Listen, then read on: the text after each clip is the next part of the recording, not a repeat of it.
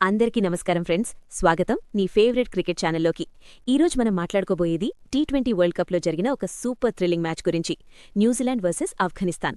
ఈ మ్యాచ్ నిజంగా చివరి వరకు ఉత్కంఠగా సాగింది. ఒక్కో బంతికి మ్యాచ్ మలుపు తిరిగింది అని చెప్పాలి. మొదట టాస్ గెలిచిన న్యూజిలాండ్ టీం ముందుగా బౌలింగ్ ఎంచుకుంది. ఇది చాలా మందికి ఆశ్చర్యంగా అనిపించింది, కానీ టీ20లో చేజింగ్ స్ట్రాటజీ చాలాసార్లు వర్కవుతుంది. ముందుగా బ్యాటింగ్ వచ్చిన ఆఫ్ఘనిస్తాన్ మంచి అగ్రెసివ్ స్టార్ట్ ఇచ్చింది. ఓపెనర్ రెహమానుల్లా గుర్బాజ్ 27 పరుగులు చేసి మంచి ఆరంభమిచ్చాడు. ఇబ్రహీం జద్రాన్ మాత్రం ఎక్కువసేపు నిలబడలేక 10 పరుగులకే అవుటైనాడు. అక్కడి నుంచి మ్యాచ్ టర్నింగ్ పాయింట్ వచ్చినట్టు అనిపించింది. కానీ గుల్బదీన్ నాయిబ్ అద్భుత ఇన్నింగ్స్ ఆడాడు. కేవలం 37 బంతుల్లో 63 పరుగులు చేసి న్యూజిలాండ్ బౌలర్లపై ఒత్తిడి పెంచాడు. 3 ఫోర్లు 4 సిక్సులు పూర్తిగా దాడి మోడ్లో ఆడాడు. సెడికుల్లా అతల్ 29 పరుగులు చేసి సపోర్టిచ్చాడు. మధ్య ఓవర్లలో ఆఫ్ఘనిస్తాన్ స్కోర్ చాలా వేగంగా పెరిగింది. ఒక టైంలో 200 దాటుతుందని అనిపించింది.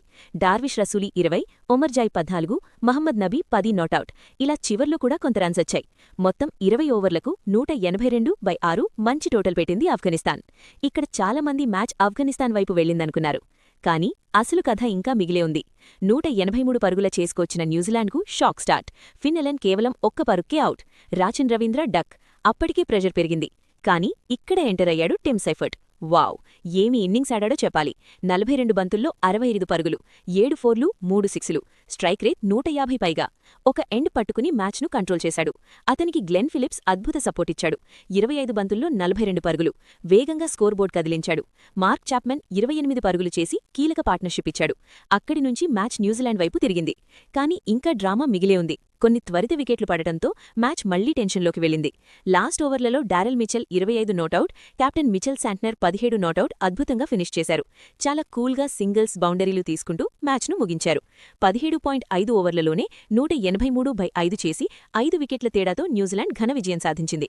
ఇక్కడ గమనించాల్సిన విషయం, న్యూజిలాండ్కు ఇంకా 13 బంతులు మిగిలి ఉండగానే మ్యాచ్ ముగిసింది.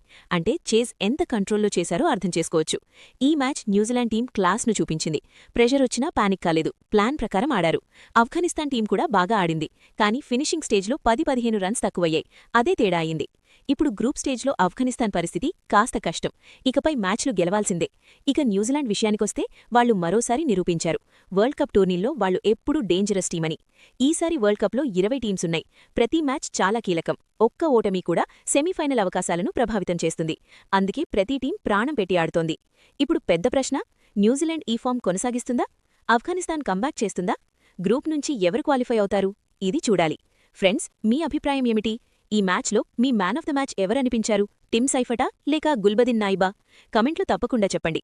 వీడియో నచ్చితే లైక్ చేయండి, షేర్ చేయండి. మా ఛానల్ను సబ్స్క్రైబ్ చేయడం మర్చిపోవద్దు. మరిన్ని క్రికెట్ అప్డేట్స్తో మళ్ళీ కలుద్దాం. ధన్యవాదాలు ఫ్రెండ్స్.